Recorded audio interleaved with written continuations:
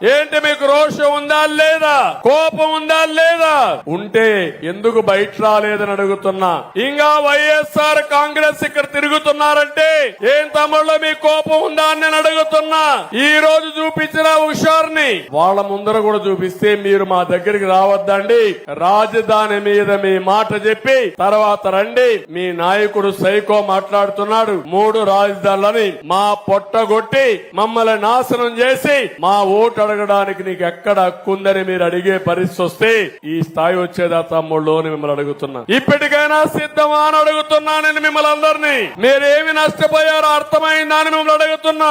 ఒక్క అమరావతి కాదు, నేను ఒక్క విషయం అందరిని అడుగుతున్నా. ఇక్కడ 2019 కంటే 5 సంవత్సరాల్లో మీ ఆదాయం పెరిగిందా అని అడుగుతున్నా. మీ ఖర్చులు తగ్గాయా అని అడుగుతున్నా.